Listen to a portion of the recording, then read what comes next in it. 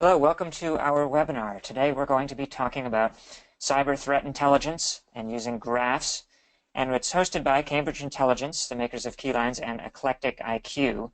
And we'll be discussing both graphs generally and how Eclectic IQ platform uses graphs to help create a cyber intelligence platform. What we're going to talk about today in the 45 minutes that we have is we'll introduce our speakers. We'll be talking about what are graphs and how are they useful, and why is graph visualization an important topic, especially when working with cybersecurity and cyber intelligence type data. Then I'll pass control over to AJ, who will be doing a demonstration of their Eclectic IQ platform. He'll pass control back to me. I'll be talking a little bit more generically about how different use cases of graphs can be valuable on top of cyber intelligence data as well as other types of data. And then we'll be answering any of your questions. So there is a question panel over on the GoToWebinar panel on the left-hand side. Feel free to post any questions there. We'll be taking a look at them over the course of the session, and we'll aim to answer as many as we can at the end. We'll also be recording this session, so sometime tomorrow we'll be sending out the link to view the recording, and you can pass that on to anybody who you think might be interested in seeing it after the fact.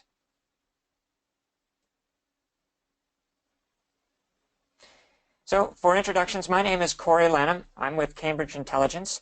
I have been spending most of my career working with graphs, more generally in terms of working with different types of businesses and organizations and helping them understand how to use graphs, how to visualize graphs, and how to analyze data in graph format to get value out of it. I've written a book on the subject called Visualizing Graph Data that is due out really any day now with Manning Publishers.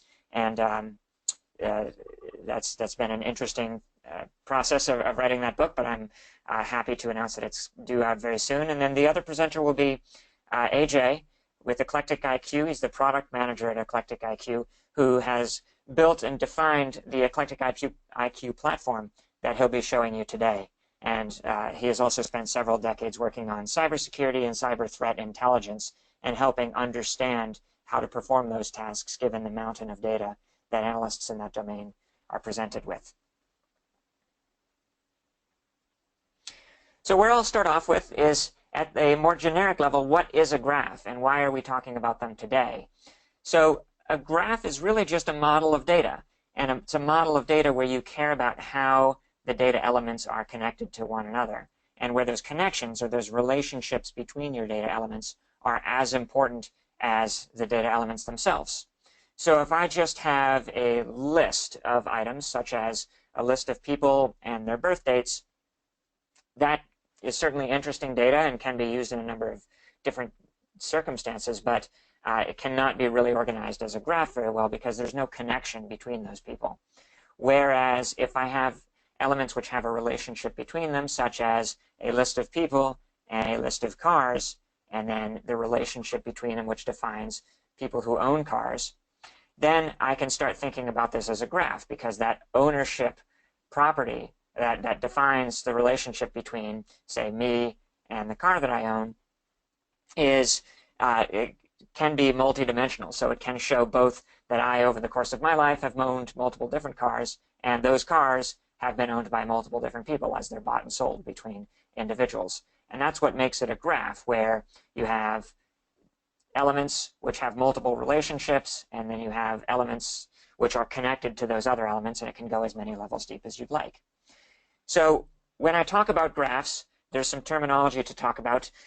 The model of data usually uses the words nodes, edges, and properties. So nodes are the elements themselves, like people, like cars, like traffic tickets, like addresses, things like that. The edges are the relationships between them, like lived at, acted in, if I'm talking about people in movies, or ownership, if I'm talking about people in cars, for example. And then properties. And properties can be applied to both the elements themselves and the relationships. So some properties of me might be my where I live, it might be my birth date, and things like that.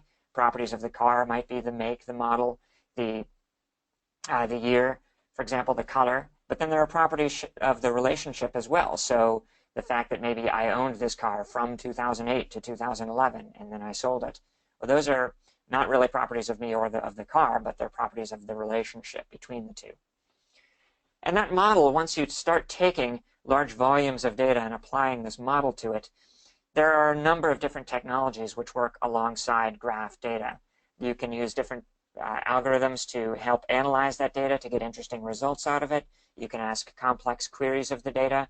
You can visualize it. You can store it in this format. What we're going to be talking about today is mainly the visualization piece and how Eclectic IQ takes their data, which is STIX and TAXII data, cyber threat intelligence data, models it in a graph, and then presents it back to analysts who need to understand and make decisions based on the data that they've collected. So now we're moving a step back from what specifically graphs are and going to talk about why is it useful to visualize them. So when we're talking about nodes and edges and properties, it makes a lot more sense to understand that as a visual model of the data. If we look on the right-hand side over here, we have a set of XML, which is called GraphML, which describes a graph in sort of more text-based terms. And then at the bottom is the exact same graph defined visually, showing two nodes connected by an edge. And the bottom visual representation of this graph makes a lot more sense and is much more easy to understand than the top one. I'd say for really anybody, but especially people who aren't computer or data scientists, but are data analysts or investigators who need to uncover interesting relationships embedded in the data. It makes it accessible by people who don't necessarily need to know the model or the schema of the data that you're looking at or how it's originally stored, but just want to understand and uncover patterns. And those patterns are really the deeper understanding of the data that you're getting by modeling and visualizing data as a graph. You can uncover interesting things that you'll see during AJ's presentation in the data that you might not have uncovered if you had looked at it in a tabular or a more traditional format like a line chart or a pie chart or a bar chart, things like that. So I wanted to talk about who uses graph visualization and who's getting a lot of value out of it. So what we're here to talk about today is cybersecurity and cyber intelligence, and that's a very broad domain, and there are a number of different types of things where it might be useful to use graph data when you're collecting and looking at that kind of data. Looking at IP communications specifically, all the way down to individual IP addresses and transport protocols between them can be modeled as a graph. So two IP addresses or devices are actually sending TCP/IP communications between them. That's the relationship. Looking at network devices internal to a LAN, for example, looking at switches and routers and hosts, how they're maybe physically cabled to one another could be the relationship, or looking at the types of applications that are hosted on one another. Looking at how malware propagates across different devices. A graph can be very powerful to show that, and I'll show you an example of that after AJ's presentation. Possibly insider threats, determining who might have had access to information and how they might have used it in a malicious way. Looking at those relationships as a graph can be very valuable. And then what we'll focus on today is STIX and TAXII data, or specifically cyber threat intelligence data, and how graphs can be helpful for understanding that. Beyond just cyber threat intelligence, there are also some other applications where graphs are used quite extensively. So I've just listed a few of them here. Anti-fraud is one that we've done a lot of work in, which is looking at transactional type data. So they could be credit card purchases or insurance claims or things like that, and uncovering where certain types of transactions don't match the normal pattern that you're expecting to see. And those types of transactions stand out pretty clearly visually. So once you've determined, for example, that a credit card has been stolen, then you may want to trace back what are other types of situations where that credit card had been used or other stolen credit cards had been used to try to better understand the scope of the fraud that you're dealing with.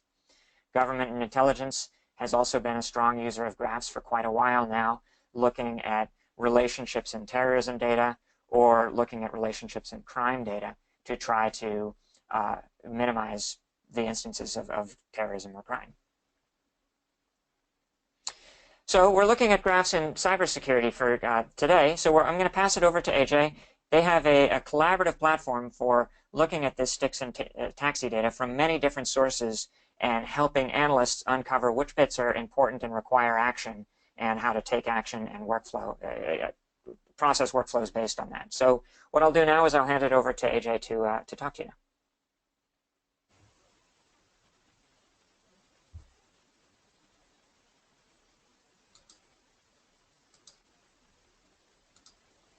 So thank you very much, Corey. I hope you can all see my screen right now.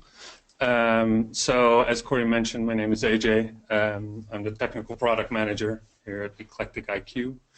I work together within a team of great individuals building out this threat intelligence platform.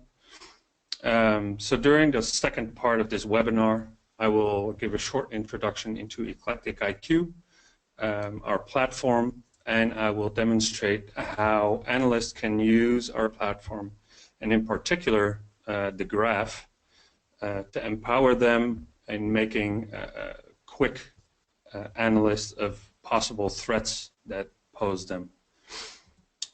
So looking at our agenda, so first I'll introduce Eclectic IQ and the platform.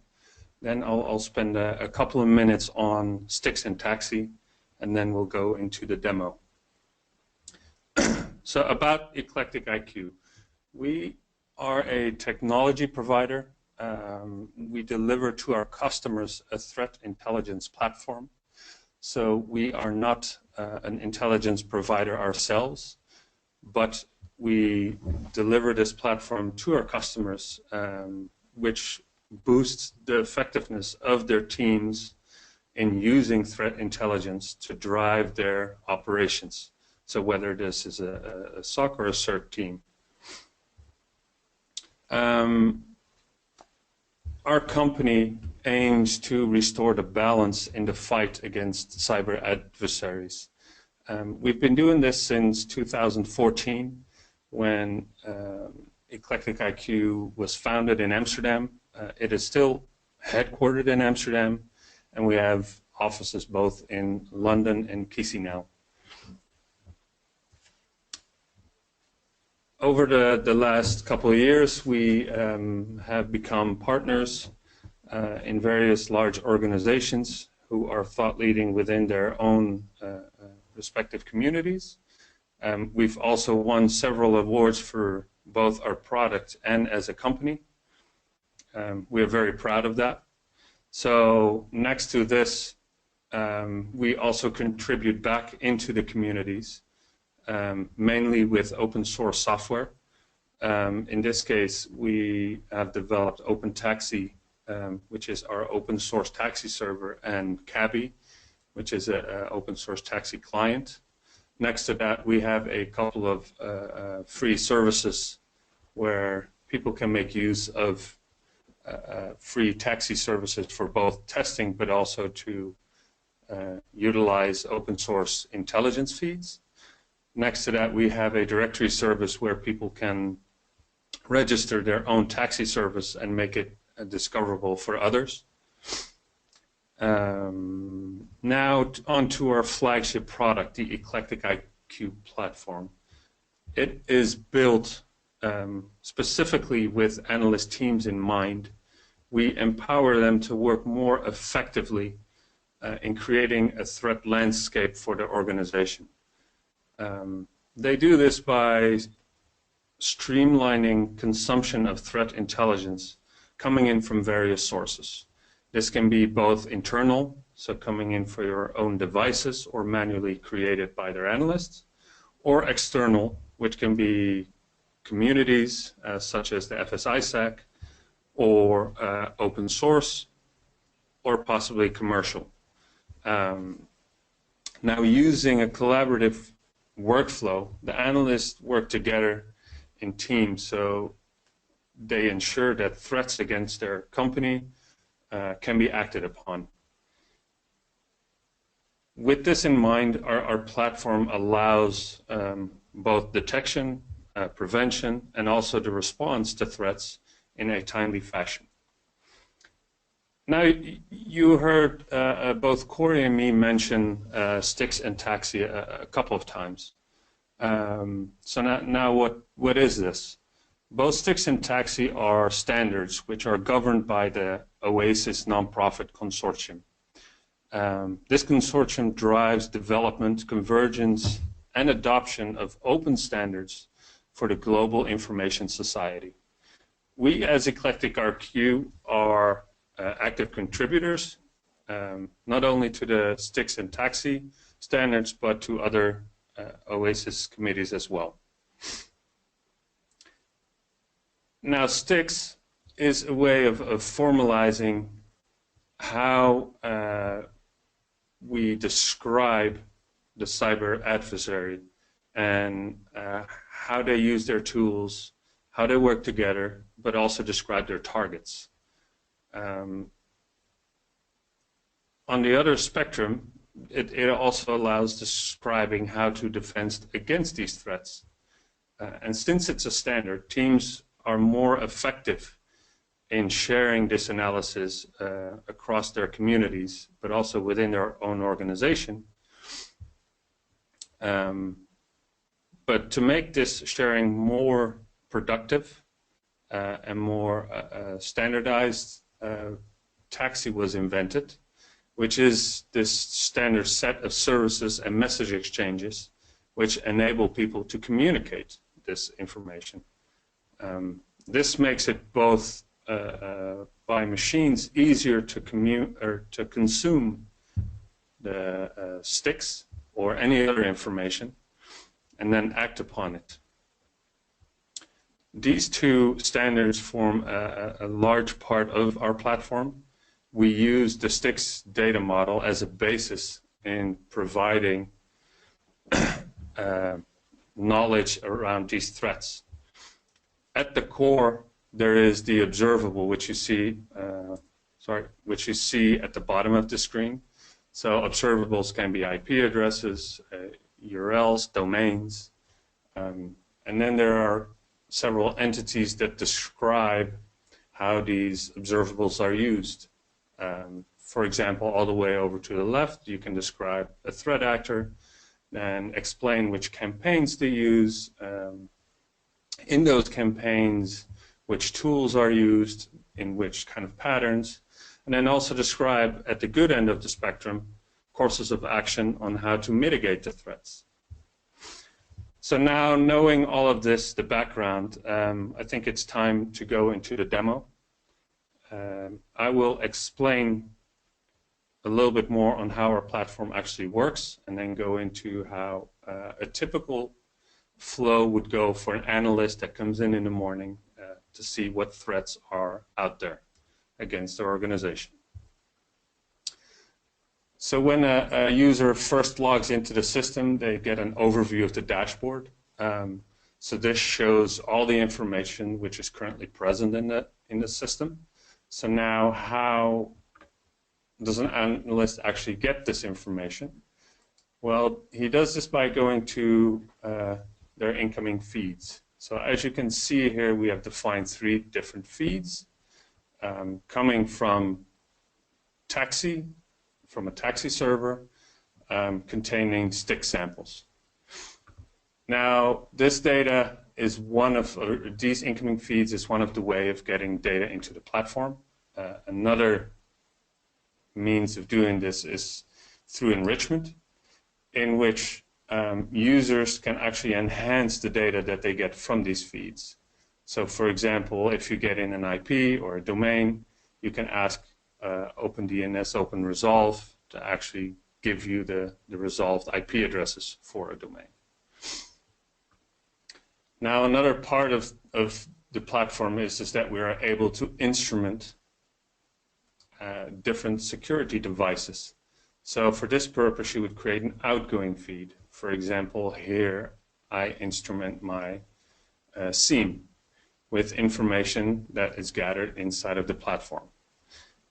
This means that the SIEM now has access to the threat intelligence and can actually report also back if they see information inside of their environment. So now to go into the typical workflow for an analyst.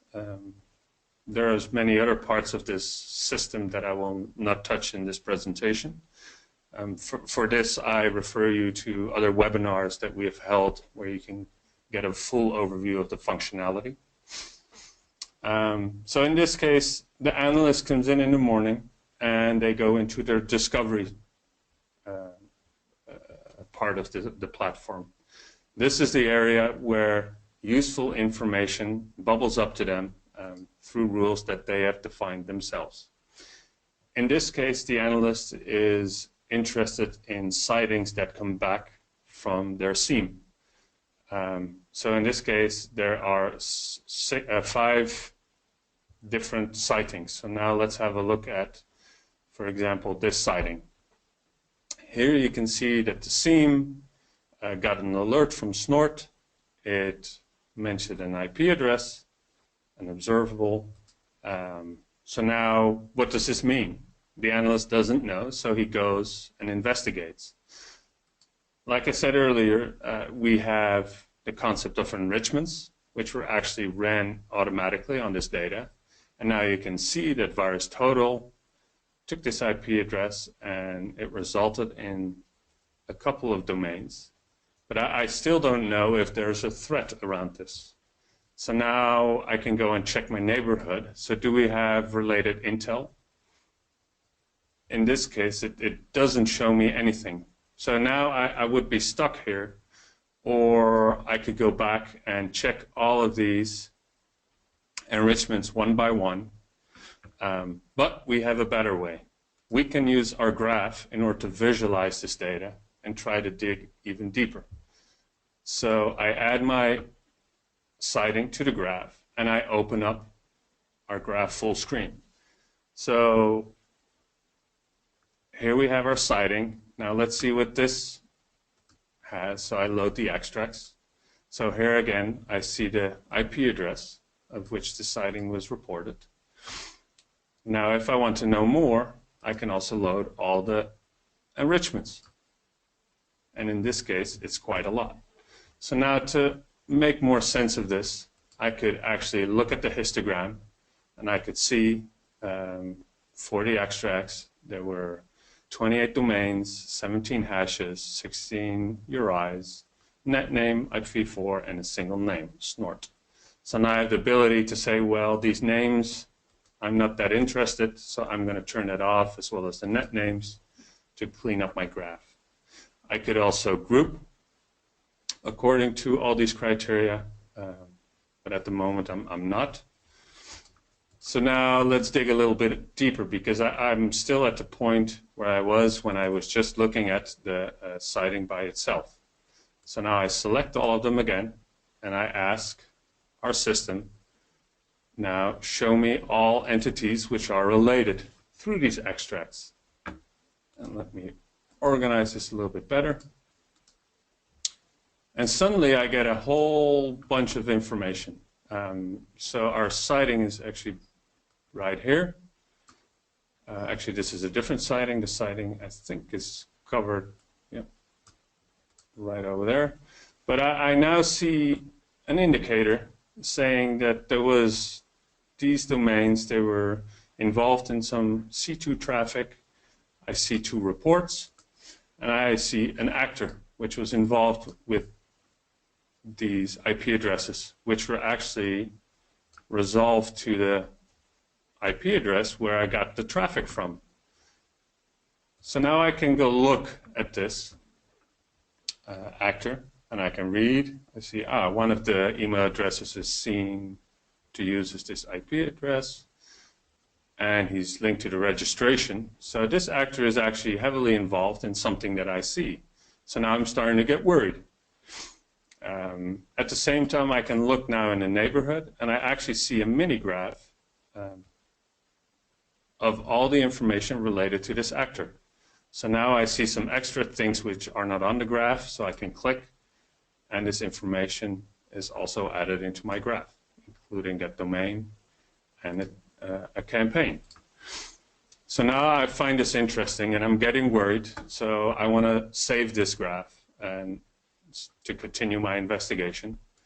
So I save it, and I see sighting of Cozy Duke, and I add it to something that we're already tracking, which is the Cozy. So now this was only one sighting that I got, and I see there's another sighting involved. So now I actually want to see if all the sightings that I had are related. So I open up a new graph, and I choose from here all the sightings and add them to the graph. Now, in order to see if there's some correlation between all these sightings, so if all of these sightings that the SIEM saw in different systems, I want to find a path between them. We can do that by doing find path. So now, just imagine if I would have to do this manually, going through list and list of data. It would take me a lot of clicking back and forth, building up a data set, and then actually coming to this realization. So right now, I'm going to click Find Path, and within a couple of counts, I can see that there is actually correlation between all of these.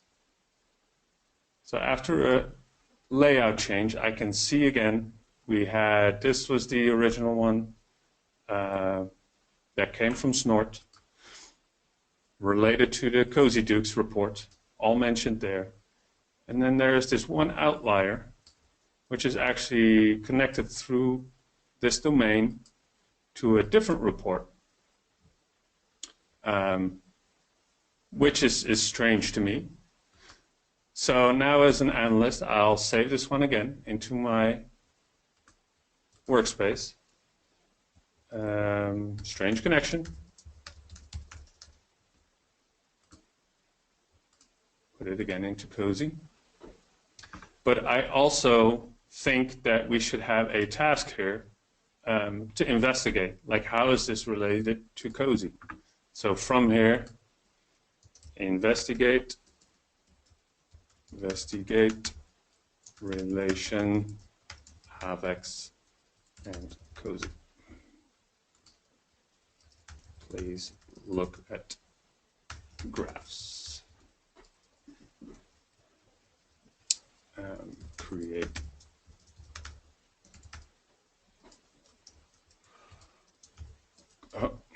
course of action. And I'll tell it to be due by the 30th. There we go. So now my task is created. And to make sure he knows exactly what I'm talking about, I select all the entities and add it to a data set, which again I'll put in here. Create a new data set, effects and Cozy. So this quick investigation inside of my graph empowers the analyst a lot more in making quick determination of if these sightings that I see in my other security devices is actually something to worry about, and maybe to start off some other investigations. If I would not have the graph, this would have been a lot more involved. So now for if I would like to build like a complete picture of what is all involved, I could load all the information, which would actually explode.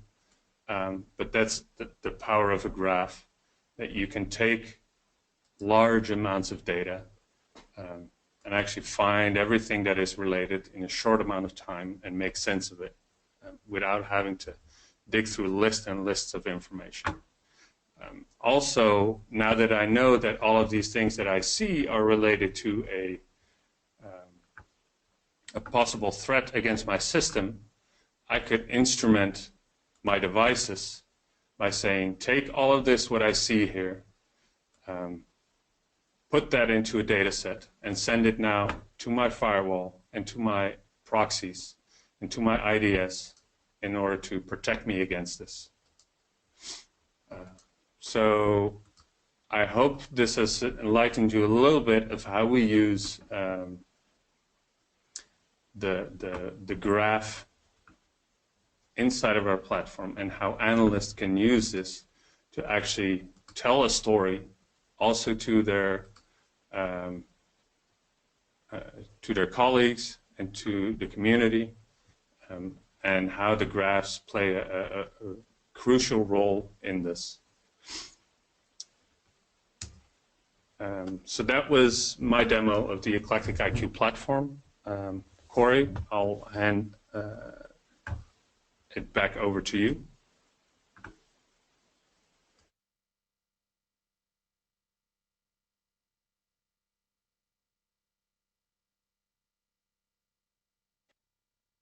Great, thank you, AJ. That was a very interesting demo and discussion about how graphs are helpful in taking STIX and TAXII data and visualizing the relationships embedded in those in that data, as opposed to just looking at lists of potential threats and trying to uncover what might be going on.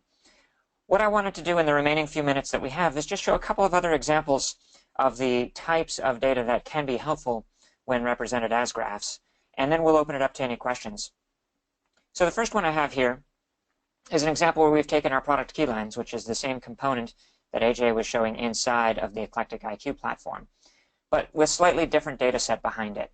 So what we have here is a list of all of the public data breaches from organizations in 2013 and 2014. And what we've done is we've modeled that as a graph by showing the relationship between the group or people who were responsible for that breach and then the organizations who suffered the breach. And you can see, as I zoom in and out here, some of those organizations are companies, government organizations, nonprofit organizations, things like that.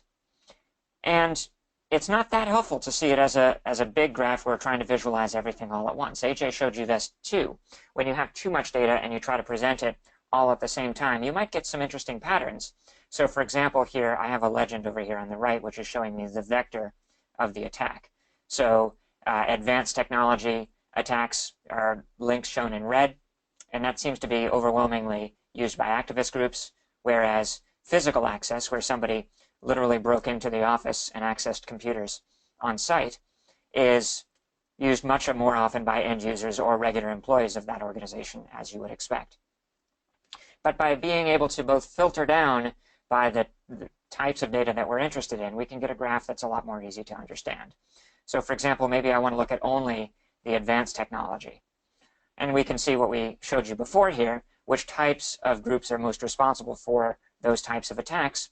And then down here at the bottom, we have what we call the time bar, which you saw earlier as well. It's a way of understanding patterns, not just over what's connected to what else, but when those connections happened. So each one of these data breaches happened, or at least was publicized at a specific point in time, and we can see those patterns over time. We see a big spike in February of 2013, not much activity until September, and then another lull, and then another one in February.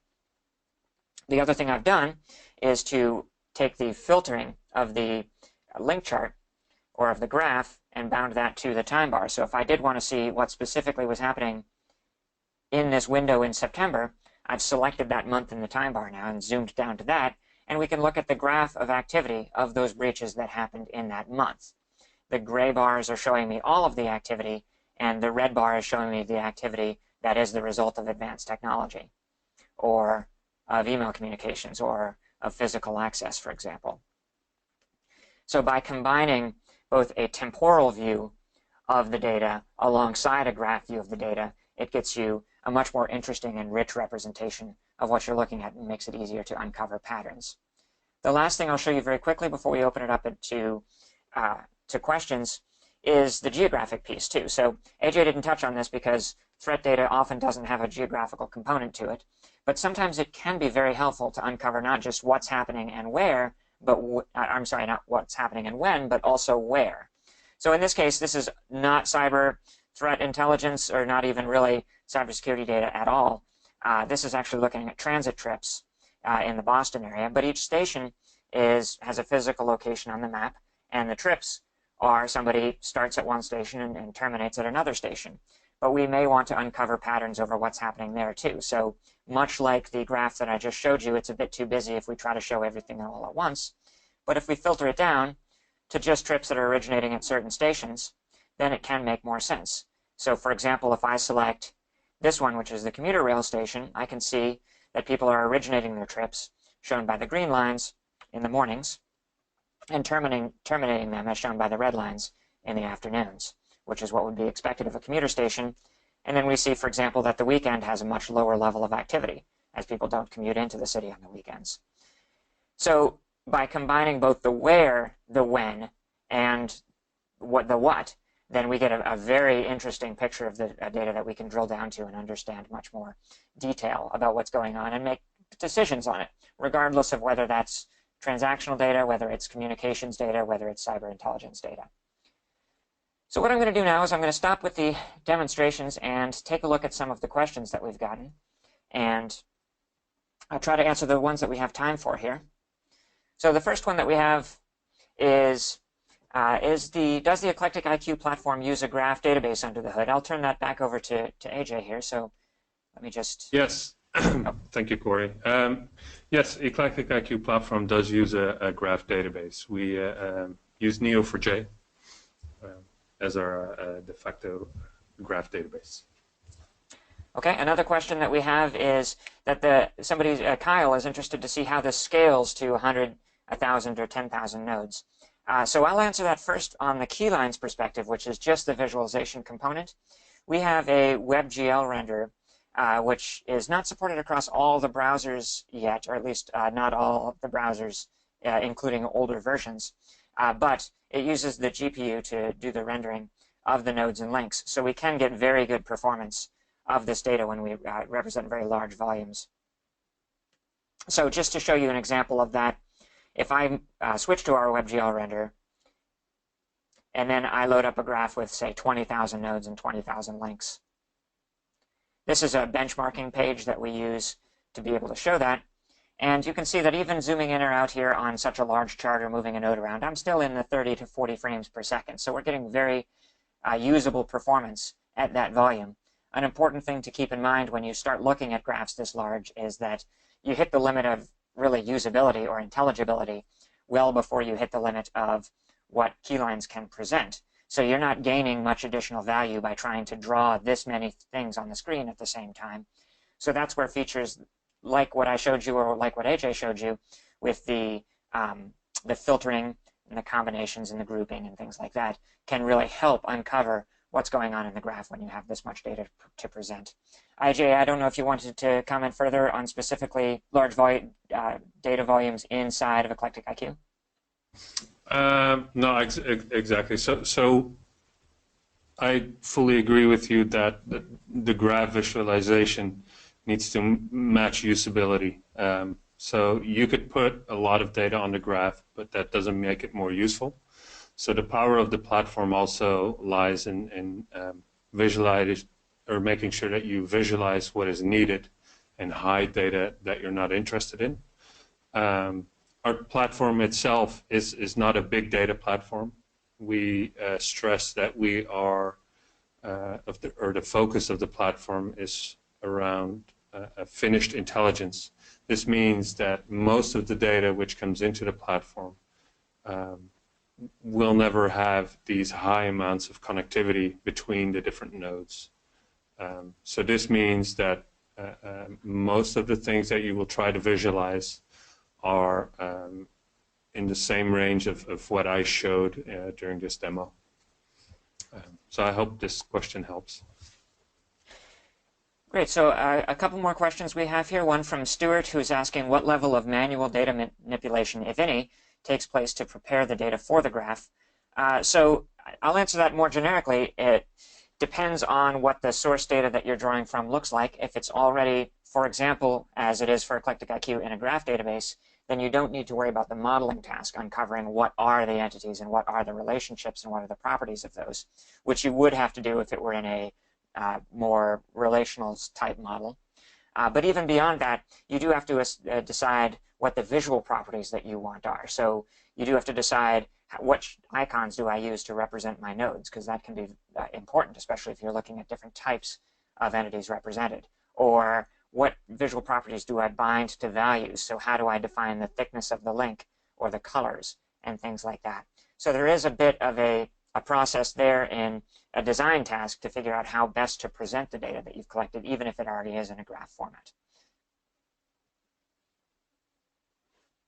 The next question we have is, again from Stuart, what additional analytics have you explored to reduce volumes?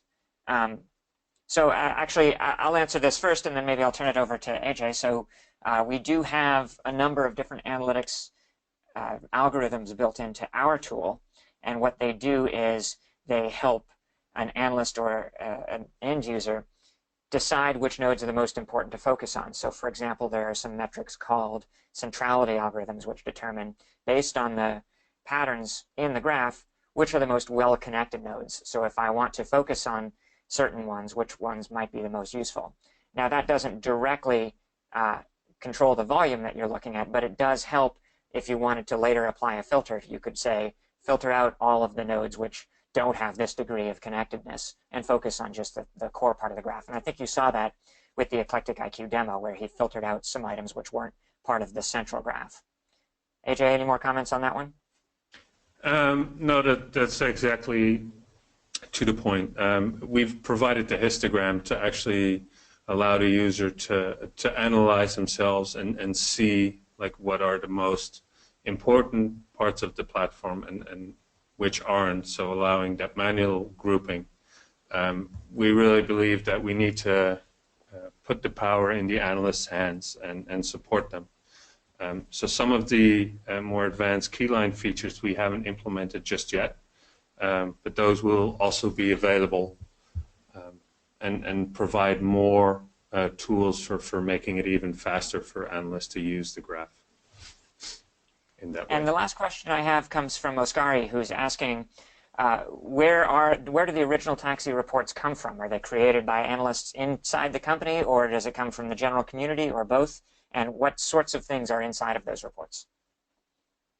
Yeah, so I'll take that one, Corey.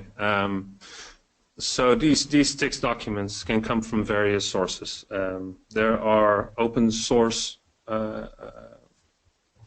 sources which actually provide the STIX data, and there can be various types of information. So that can be just simple listings of IP addresses, but that can also be a complete report explaining how a threat developed and which actors and which campaigns are present. Also, this information can be shared from between communities. So, for example, the FSISAC community, they can provide data which they create themselves and send to their members.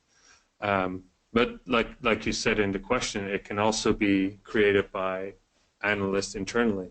So within our platform, we have an editor which give the power to the analysts to actually create STIX data, so they can write up their own reports, keep track of actors, write their own incidents, create courses of action, and then actually share that with others, both external parties or internal consumers. So that might be branch offices or others. I hope that answers it. Great, thank you, AJ. So that's all the questions we had. So to wrap it up, I wanted to finish up by describing what KeyLines is. KeyLines is a JavaScript component that our customers embed inside of their applications so that they can do this level of graph analytics and graph visualization inside of their applications. Many of our customers use it for internal purposes. Some others use it as an embedded component inside of their software offering to their end users. It's designed to work across all browsers on both desktops, laptops, tablets, and phones. It provides an API for integrating with a number of different data sources, and a comprehensive API that allows for a very fast, rapid deployment of these applications. And it's available for evaluation and testing and prototyping. So if you are interested in perhaps taking a look at these tools on your own applications or on your own data, please feel free to reach out. The last slide has info@Cambridge Intelligence, where you can reach any of us. Thank you for taking the time for listening to our presentation. And as Andrew mentioned, as we mentioned at the very beginning, we'll have a recording of this available, and it will send out the link very shortly, probably tomorrow, with that link so that you can share the presentation with anybody else who might be interested. Goodbye.